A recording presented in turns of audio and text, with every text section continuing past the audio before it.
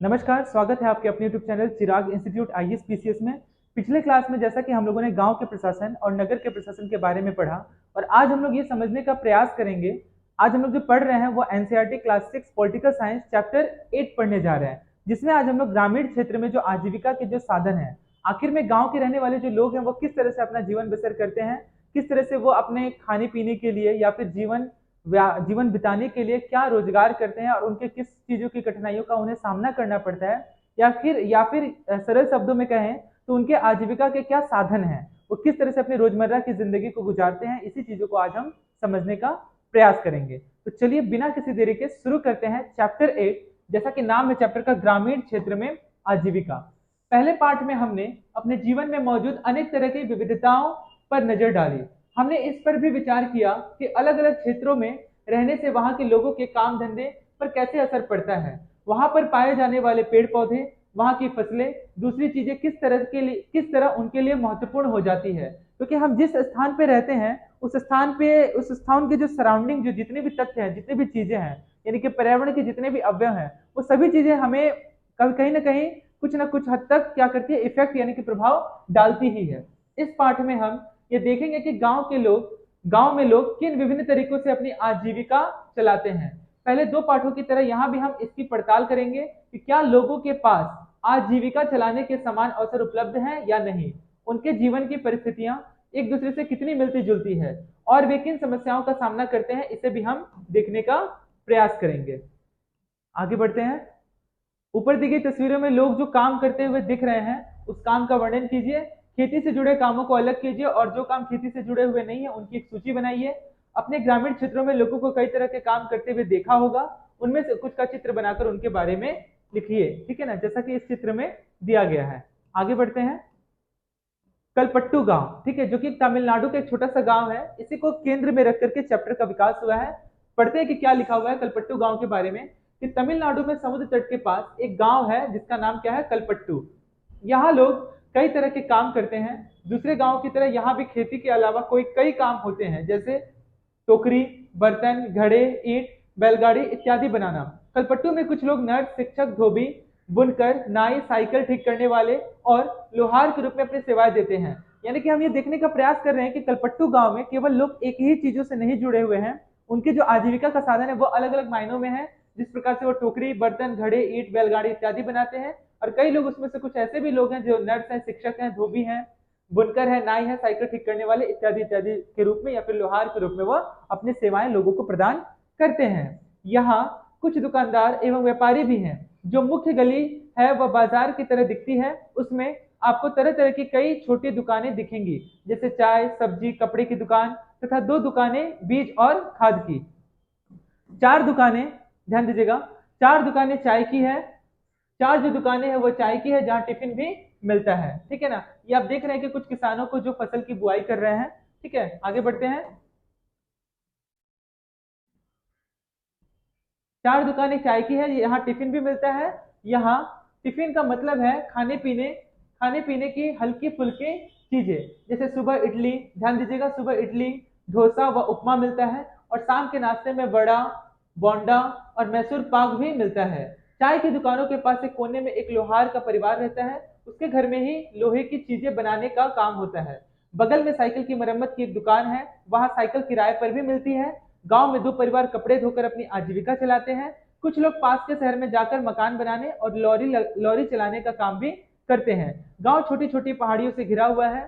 सिंचित जमीन पर मुख्यतः धान की खेती होती है। ज्यादातर परिवार खेती के द्वारा अपनी आजीविका कमाते हैं। यहाँ आम यहाँ आम और नारियल के काफी बाग हैं, बाग यानी कि बगीचे हैं। कपास, गन्ना, केला भी उगाया जाता है। आइए कुछ लोगों से मिले जो कलपट्टू के खेतों में काम करते हैं और देखते देखें कि हम उनकी आजीविका के बारे में क्या सीख सकते हैं। ठीक है, आगे बढ़ते हैं। धान की रुपाई कमरतोड़ काम होता है, ठीक है ना, जिसमें कमर को झुका करके धान की रुपाई करनी पड़ती है, इस तरह से वह हिस्सा होता है। ठीक है, आगे बढ़ते हैं। तुलसी, ध्यान दीजिएगा क्या लिखा हुआ है कि हम सब यहाँ रामलिंगम की जमीन पर काम करते हैं। तुलसी कह रही है उसके परिवार के पास कलपट्टू में 20 एकड़ धान के खेत हैं। शादी से पहले मैं भी मायके में धान के खेतों में ही मजदूरी करती थी। यहाँ मैं सुबह 8:30 से शाम 4:30 तक काम करती हूँ। रामलिंगम की पत्नी करुथम्मा काम की निगरानी करती है। साल में कुछ ही मौके ऐसे होते हैं जब मुझे नियमित रूप से मजदूरी मिलती है। यह उन मौकों में से एक है। मैं धान रोप रही हूँ। जब धान की फसल थोड़ी बढ़ जाएगी तो रामलिंगम हमें निराई के लिए और बाद में कटाई के लिए बुलाएगा। जब मैं कम उम्र की थी, ध्यान दीजिएगा, जब मैं कम उम्र की थी तो निराई कटाई का काम आसानी से कर लेती थी, लेकिन अब जैसे जैसे उम्र हो रही है मुझे झुककर काम करने और देर तक पानी में पैर डुबोए रहने से तकलीफ होती है। रामलिंगम एक दिन का 40 रुपया मजदूरी देता है। मेरे गांव में मजदूरी के रेट से यह थोड़ा कम है, फिर भी मैं मजदूरी के लिए यहीं आती हूँ। रामलिंगम पर मुझे भरोसा है कि काम होने पर वह मुझे ही बुलाएगा। बाकी लोगों की तरह वह आस पड़ोस के गांवों में सस्ते मजदूर ढूंढने नहीं जाता। ठीक है, क्या तुलसी को साल भर कमाई के मौके मिलते हैं? इसका आंसर होगा नहीं, उन्हें नहीं मिलता है। ऊपर दिए गए चित्र के आधार पर बताइए। इसलिए नहीं मिलता है क्योंकि जो फसलों की जो कटाई निराई बुनाई जो होती है वह एक निश्चित समय सीमा के लिए अंतराल पे होती है, क्योंकि हर समय जो जो फसल होती है, जो क्रॉप्स होती है, वो सीजनेबल क्रॉप्स होती है। ठीक है ना, उसकी जो फसल होती है वो पूरे साल तक नहीं बनी रहती है। मेरा पति रमन भी एक मजदूर है। तुलसी कह रही है हमारे पास कोई जमीन नहीं है। साल के इन महीनों में वह खेतों में कीड़ों की दवाई छिड़कता है। जब खेतों में कोई काम नहीं मिलता तो उसे पास की खान से पत्थर या नदी से बालू ढोने का काम मिल जाता है। ये पत्थर और बालू पास के शहरों में मकान बनाने के लिए ट्रक से ले जाए जाते हैं। ट्रक से ले जाए जाते हैं, ध्यान दीजिएगा, कहाँ गया, ट्रक से, हाँ, ले जाए जाते हैं। खेत में काम करने के अलावा मैं घर का सारा काम करती हूँ। मैं घर में सबके लिए खाना बनाती हूँ, कपड़े धोती हूँ और सफाई करती हूँ। दूसरी औरतों के साथ जाकर जंगल से लकड़ी भी लाती हूँ। गांव से करीब 1 किलोमीटर दूर बोरवेल है जहां से पानी लेकर आती हूँ। मेरा पति घर का सामान जैसे साग सब्जी खरीदने में मेरी मदद करता है। ठीक है, आगे बढ़ते हैं। अगला है हमारी दो बेटियां हमारे जीवन की खुशी है, दोनों ही स्कूल जाती है। ठीक है, पिछले साल एक बेटी बीमार पड़ गई थी तो उसे शहर के अस्पताल ले जाना पड़ा। हमने उसके इलाज के लिए रामलिंगम से उधार लिया था और उस उधार चुकाने के लिए हमें अपनी जो गाय है वह बेचनी पड़ी थी। ठीक है, तो इतना मुश्किल होता है गांव में रहने के लिए। ठीक है, जैसा कि आपने तुलसी की कहानी में पढ़ा, ग्रामीण इलाकों में गरीब परिवारों को बहुत सारा समय पानी, जलावन की लकड़ी लाने एवं जानवर जानवर चराने में बीतता है। इन कामों से कोई पैसा नहीं मिलता है, लेकिन गरीब परिवारों में ये काम बहुत महत्वपूर्ण माने जाते हैं क्योंकि इसके बिना वो अपने जीवन को चला भी नहीं सकते। वे मजदूरी करते हैं। वे मजदूरी से जो थोड़ा सा पैसा कमाते हैं उससे गुजारा नहीं होता। घर चलाने और जिंदगी बसर करने के लिए इन कामों को करना पड़ता है। हमारे देश के ग्रामीण परिवारों में से करीब 40% खेतीहर मजदूर हैं। कुछ के पास जमीन के छोटे छोटे टुकड़े हैं, बाकी तुलसी की तरह भूमिहीन है, यानी कि उनके पास जमीन नहीं है। कई बार जब पूरे साल उन्हें काम नहीं मिल पाता तो मजबूरन काम की खोज में उन्हें दूर दराज के इलाकों में जाना पड़ता है। ठीक है, यही लोग क्या करते हैं, गांव से शहर की ओर विस्थापित होते हैं। इस तरह का पलायन कुछ विशेष मौसमों में ही होता है, हमेशा यह ऐसा नहीं होता है। अगला उदाहरण दिया गया है शेखर। हमें यह धान अपने घर लेकर जाना है। मेरे परिवार ने अभी अभी फसलों की कटाई पूरी की है। हमारे पास 2 एकड़ जमीन है। हम अपने खेत का सारा काम खुद ही कर लेते हैं।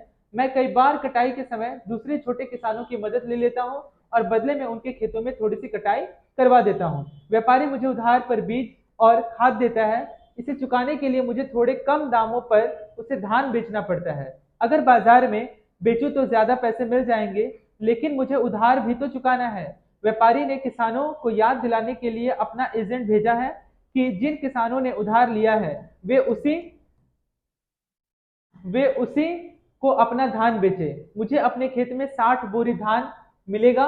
इनमें से कुछ में से मैं अपना उधार चुका दूंगा और बाकी मैं घर में लग जाएगा। घर में लग जाएगा कहने का मतलब है कि घर में खाने पीने की चीजों में ये जो क्या हो जाएगा, यह समाप्त हो जाएगा। लेकिन मेरे हिस्से जो आता है वह सिर्फ 8 महीने तक ही चल पाता है। बाकी के जो 4 महीने बच जाते हैं, इसलिए मुझे और पैसा कमाने की जरूरत पड़ती है। इसके लिए मैं रामलिंगम की चावल की मिल में काम करता हूँ। वहां मैं पड़ोसी गांव के किसानों से धान इकट्ठा करने में उसकी मदद करता हूँ। हमारे पास एक संकर गाय भी है। उसका दूध हम यही की सहकारी समिति में क्या करते हैं, उसे बेच देते हैं। तो यानी कि आप देख पा रहे हैं कि गांव के जो लोग हैं उनका जो गुजर बसर करने का जो तरीका है, जो आजीविका है, वो कुछ महीनों के लिए होता है, बाकी कुछ महीने के लिए नहीं होता है। कभी कभी ऐसी भी स्थिति आती है कि उन्हें पूरे साल भर खाली रहना पड़ता है, यानी कि उन्हें एक भी काम नहीं मिलता है। और जैसे कि आप देख पा रहे हैं कि यहाँ पर कि 8 महीने ही केवल काम करते हैं, बाकी का 4 महीना गुजर बसर के लिए नहीं हो पाता है, तो उन लोग क्या करते हैं, अलग अलग कामों को चुनते हैं ताकि उनका उनकी आजीविका, उनका जो जीवन है वह चल सके। आगे पढ़ते हैं। आगे लिखा हुआ है कि किसानों में धान इकट्ठा करने में उनकी, वहां मैं पड़ोसी गांव के किसानों से धान इकट्ठा करने में उसकी मदद करता हूं। हमारे पास एक संकर गाय भी है, उसका दूध हम यहीं की सहकारी समिति में बेच देते हैं, इससे रोज के खर्चों के लिए थोड़ा और पैसा मिल जाता है। ठीक है, इस चीजों को आप समझ गए होंगे। आगे लिखा गया है, आगे पढ़ते हैं। कर्ज लेने पर, ये जैसा कि आप चित्र देख पा रहे हैं, ठीक है ना, धान की कटाई निराई हो रही है, ठीक है ना, और इसको फिर वापस से इसको बाजार में क्या किया जाएगा, बेच दिया जाएगा और कुछ हिस्से को रख लिया जाएगा यूज करने के लिए। ठीक है, अगला, जैसा कि आपने ऊपर पढ़ा कि कई बार शेखर जैसे किसान जरूरी चीजें खरीदने के लिए पैसा कर्ज लेते हैं। अक्सर ये पैसा बीज, खाद और कीटनाशक खरीदने के लिए साहूकार से कर्ज लिया जाता है ताकि समय पर फसलों की क्या हो सके, बुनाई हो सके, ठीक है, फसल की पैदावार हो सके, लिया जाता है। अगर बीज अच्छी किस्म के नहीं होते या फसल को कीड़ा लग जाता है, ये भी एक काफी ज्यादा मुश्किल वाली चीज है कि कीड़ा लग जाता है तो पूरी फसल बर्बाद हो सकती है, बारिश पूरी नहीं होने पर भी फसल खराब हो सकती है। ऐसी स्थिति में किसान अपना उधार नहीं चुका पाते, कई बार परिवार चलाने के लिए उन्हें और पैसा कर्ज के तौर पर लेना पड़ता है। जल्दी ही कर्ज इतना बढ़ जाता है कि किसान कितना भी कमा ले वह उसे चुका नहीं पाता। इस स्थिति में कहते हैं कि किसान कर्ज तले दब गया। पिछले कुछ सालों में यह किसानों की विपदा का मुख्य कारण बन गया है।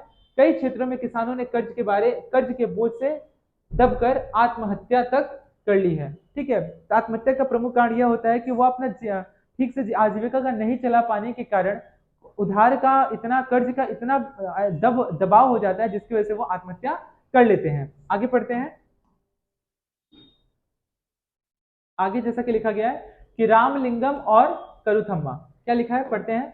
जमीन के अलावा रामलिंगम के परिवार के पास एक चावल की मिल है और बीज व कीटनाशक बेचने के लिए एक दुकान है। चावल की मिल में उन्हें कुछ अपना पैसा इकट्ठा करके उन्होंने चावल की मिल को चलाया है। अब ये जो चित्र है, क्या लिखा हुआ है कि रामलिंगम की 20 एकड़ जमीन के एक हिस्से पर रोपी गई धान है कि फसल तुलसी जैसे खेतीहर मजदूरों की कड़ी मेहनत का ही यह नतीजा है कि जिसकी वजह से यह फसल उग पाई है। ठीक है, आगे क्या लिखा है कि चावल की मिल में उन्होंने कुछ अपना पैसा लगाया और थोड़ा सरकारी बैंक से, ध्यान दीजिएगा, और थोड़ा सरकारी बैंक से कर्ज लिया है। ठीक है, वे कलपट्टू और आसपास के गांव से ही धान खरीदते हैं। मिल का चावल आसपास के शहरों के व्यापारियों को बेचा जाता है, इससे उनकी अच्छी खासी कमाई हो जाती है। भारत के खेतीहर मजदूर और किसान, कलपट्टू गांव में तुलसी की तरह के खेतीहर मजदूर हैं, शेखर की तरह के छोटे किसान हैं, रामलिंगम जैसे बड़े किसान हैं। भारत में प्रत्येक 5 ग्रामीण परिवारों में से लगभग 2 परिवार खेतीहर मजदूर के हैं। ऐसे सभी परिवार अपनी कमाई के लिए दूसरों के खेतों पर निर्भर रहते हैं। इनमें से कई भूमिहीन हैं जिनके पास जमीन नहीं है और कईयों के पास जमीन के छोटे छोटे टुकड़े हैं। शेखर जैसे छोटे किसानों को ले तो उनकी जरूरतों के हिसाब से खेत बहुत ही छोटे पड़ते हैं। भारत के 80% किसानों की यही हालत है। भारत में केवल 20% किसान रामलिंगम जैसे बड़े किसानों की श्रेणी में आते हैं, जो अपना जो गुजर बसर है काफी अच्छे तरीके से कर पाते हैं। ऐसे किसान गांव की अधिकतर जमीन पर खेती करते हैं, उनकी उपज का बहुत बड़ा भाग बाजार में बेचा जाता है। कई बड़े किसानों ने अन्य काम धंधे भी शुरू कर दिए हैं, जैसे दुकान चलाना, सूद पर पैसा देना, छोटी छोटी फैक्ट्रियां चलाना इत्यादि। आगे पढ़ते हैं कि क्या लिखा हुआ है कि हमने कलपट्टू में होने वाली खेती के बारे में पढ़ा। ग्रामीण क्षेत्रों में खेती के साथ साथ लोग जंगल की उपज और पशुओं आदि पर निर्भर रहते हैं। उदाहरण के लिए मध्य भारत के कुछ गांवों में खेती और जंगल की उपज दोनों ही आजीविका के महत्वपूर्ण साधन हैं। महुआ बिनने, तेंदू के पत्ते इकट्ठा करने, शहद निकालने और उन्हें व्यापारियों को बेचने जैसे काम अतिरिक्त आय में मदद करते हैं। इसी तरह सहकारी समिति को या पास के शहर के लोगों को दूध बेचना भी कई लोगों के लिए आजीविका का कमाने का मुख्य साधन है। समुद्र तटीय इलाकों में हम देखते हैं कि पूरे के पूरे गांव मछली पकड़ने में लगे हुए हैं। आइए अरुणा और परिवेलन के जीवन के बारे में पढ़कर मछली पकड़ने वाले एक परिवार के बारे में थोड़ा और जानें। यह परिवार कलपट्टू के पास पुदुपेट नाम के एक गांव में रहता है। क्या लिखा हुआ है इसके बारे में, पहले ये आगे कहानी, पुदुपेट की कहानी पढ़ने के से पहले हम यह जानने का प्रयास करें कि नागालैंड में जो सीढ़ी नुमा जो खेती होती है वह किस प्रकार होती है, यानी किस आधार पर उसकी खेती की जाती है। ठीक है, क्या लिखा हुआ है, पढ़ते हैं कि नागालैंड की सीढ़ी नुमा खेती। यह एक गांव है जिसका नाम चिजामी है। यह नागालैंड के फेक जिले में स्थित है। इस गांव में रहने वाले लोग चखेसंग समुदाय के हैं। वे तो आपसे पूछा जा सकता है कि चखेसंग समुदाय के लोग कहाँ रहते हैं, तो चखेसंग समुदाय के जो लोग हैं वो नागालैंड में रहते हैं। ये भी आप ध्यान में रखेंगे। खेती करते, इसका मतलब है कि पहाड़ी पहाड़ी की ढलाऊ जमीन को छोटे छोटे सपाट टुकड़ों में बांटा जाता है और उस जमीन को सीढ़ियों के रूप में बदल दिया जाता है। प्रत्येक सपाट टुकड़े के किनारों को ऊपर उठा देते हैं जिससे पानी भरा रह पाए। ये चावल की खेती के लिए सबसे अच्छा है, जैसा कि आप चित्र में देख पा रहे हैं। ठीक है, इस तरह से सीढ़ी के रूप में क्या किया जाता है, इन्हें बनाया जाता है और इस तरह से ढलान बनाया जाता है ताकि जो है पानी का ढलान हो सके और पानी का जो लेयर है वो एक जगह से दूसरे जगह में आसानी से प्रवेश कर सके और पानी की जो कमी है वह बिल्कुल भी ना हो। आगे देखते हैं क्या लिखा हुआ है। सिजामी के लोगों के पास अपने अपने खेत हैं, लेकिन वे इकट्ठे होकर एक दूसरे के खेतों में भी काम करते हैं। वे 6 से 8 लोगों का एक समूह बनाते हैं और इकट्ठे मिलकर पहाड़ के एक हिस्से पर घास पतवार साफ करते हैं। जब दिन का काम खत्म हो जाता है तो सारा समूह इकट्ठे बैठकर खाना खाता है। ऐसा कई दिनों तक चलता रहता है जब तक काम खत्म नहीं हो जाता। आगे बढ़ते हैं। ये पुदुपेट की कहानी है जैसा कि हम लोगों ने पढ़ा था। ठीक है, क्या लिखा हुआ है इसमें देखते हैं कि अरुणा और परिवेलन। पुदुपेट कटपट्टू से ज्यादा दूर नहीं है। ध्यान दीजिएगा, पुदुपेट कलपट्टू से ज्यादा दूर नहीं है। यहाँ लोग मछली पकड़कर अपनी आजीविका चलाते हैं। उनके घर समुद्र के पास होते हैं और वह वहां चारों ओर जाल और केटामरेन यानी कि मछुआरों की खास तरह की एक छोटी सी नाव होती है जिसे केटामरेन कहते हैं की पंक्तियां दिखाई देती है। सुबह 7 बजे समुद्र किनारे बड़ी गहमागहमी रहती है। इस समय सारे केटामरेन यानी कि मछुआरों की खास तरह की छोटी नाव मछलियां पकड़कर लौट आते हैं। मछली खरीदने और बेचने के लिए बहुत सारी औरतें इकट्ठा हो जाती है। मेरा पति परिवेलन यानी अरुणा का जो पति है परिवेलन, मेरा भाई और जीजा आज बड़ी देर से लौटे। मैं बहुत परेशान हो गई थी। ये हमारे केटामरेन में इकट्ठे ही समुद्र में जाते हैं। उन्होंने बताया कि आज भी तूफान में फंस गए थे जिसकी वजह से उन्हें आने में काफी ज्यादा देरी हो गई। आगे बढ़ते हैं। आज जो मछलियां पकड़ी गई उनमें से मैंने परिवार के लिए कुछ मछलियां एक तरफ उठाकर रख दी, बाकी मैं नीलाम कर दूंगी। इस नीलामी से जो पैसा मुझे मिलता है वह 4 भागों में बढ़ जाता है। 3 हिस्से उन 3 लोगों में बढ़ जाते हैं जो मछली पकड़ने जाते हैं, बाकी एक हिस्सा उन्हें मिलता है जिसकी नाव और जाल वगैरह होते हैं। क्योंकि जाल कैटामरेन और उसका इंजन हमारे हैं तो वह हिस्सा भी हमें ही मिल जाता है। हमने बैंक लेकर एक इंजन खरीदा है जो जो कैटामरेन में लगा हुआ है। इससे ये लोग समुद्र में दूर तक जा पाते हैं और ज्यादा मछलियां मिल पाती हैं। नीलामी में जो औरतें यहाँ से मछलियां खरीदती हैं वे टोकरे भर भर कर पास के गांव में बेचने के लिए ले जाती हैं। कुछ व्यापारी भी हैं जो शहर की दुकानों के लिए मछलियां खरीदते हैं। मैं दोपहर 12 बजे तक ही नीलामी का काम निपटा पाती हूँ, यानी कि अरुणा कह रही है अपने बारे में। शाम को मेरा पति यानी कि परिवेलन, ठीक है, और बाकी रिश्तेदार मिलकर जाल को सुलझाते हैं और उसकी मरम्मत करते हैं। कल सुबह सुबह 2 बजे वे फिर समुद्र की तरफ चल देंगे। सुबह सुबह 2 बजे, ठीक है। हर साल मानसून के दौरान करीब 4 महीने तक वे समुद्र में नहीं जा पाते क्योंकि उस समय पानी में काफी ज्यादा समुद्र में काफी ज्यादा उफान रहता है जिसकी वजह से वह नहीं जा पाते हैं। जैसा कि आप एक चित्र देख पा रहे हैं कि वह मछलियों को इकट्ठा करने के बाद वो अलग अलग गाँव में जाती है या फिर कहीं कहीं पे हाट लगता है, छोटे छोटे बाजार लगते हैं, वहां पे जाकर के ये अपने मछली को बेचने का कार्य करते हैं। स्थानीय बाजार में मछलियां बेचती हुई कुछ मछुआरे ने। आगे, क्योंकि यह मछलियों के प्रजनन का समय होता है और इन महीनों में हम व्यापारी से उधार लेकर अपना गुजारा चलाते हैं। इस कारण बाद में हमें मजबूरी में उसी व्यापारी को मछली बेचनी पड़ती है और हम खुद खुली नीलामी नहीं कर पाते हैं, नहीं कर पाते। खाली महीने काटना सबसे ज्यादा मुश्किल होता है। पिछले साल सुनामी के कारण हमारा बड़ा नुकसान हुआ। ग्रामीण क्षेत्रों में आजीविका के क्या साधन है? ग्रामीण क्षेत्रों में लोग अपनी आय विभिन्न तरीकों से कमाते हैं। कुछ खेती बाड़ी का काम करते हैं, कुछ अन्य काम करके अपनी आजीविका चलाते हैं। खेती में कई तरह के काम शामिल है जैसे खेत तैयार करना, रोपाई, बुआई, निराई, कटाई। फसल अच्छी हो इसके लिए हम प्रकृति पर निर्भर रहते हैं ताकि अगर बारिश अगर सही समय पर और अच्छी तरह से हो तो फसल भी काफी अच्छी होती है। इस तरह जीवन ऋतुओं के इर्द गिर्द ही चलता रहता है। बुआई और कटाई के समय लोग काफी व्यस्त रहते हैं और दूसरे समय काम का बोझ थोड़ा सा कम रहता है। देश के अलग अलग क्षेत्रों में ग्रामीण लोग अलग अलग तरह की फसलें उगाते हैं, फिर भी हम उनके जीवन की परिस्थितियों में और उनकी समस्याओं में काफी समानताएं पाते हैं। लोग कैसे जिंदगी बसर करते हैं और कितना कमा पाते हैं ये इस बात पर निर्भर करता है कि वे जिस जमीन को जोतते हैं वह कैसी हो, क्योंकि वह डिपेंड करता है कि जो मिट्टी है वो उपजाऊ है या फिर नहीं है। कई लोग उस जमीन पर मजदूरों के रूप में निर्भर हैं। ज्यादातर किसान अपनी जरूरतों को पूरा करने और बाजार में बेचने के लिए भी फसलें उगाते हैं।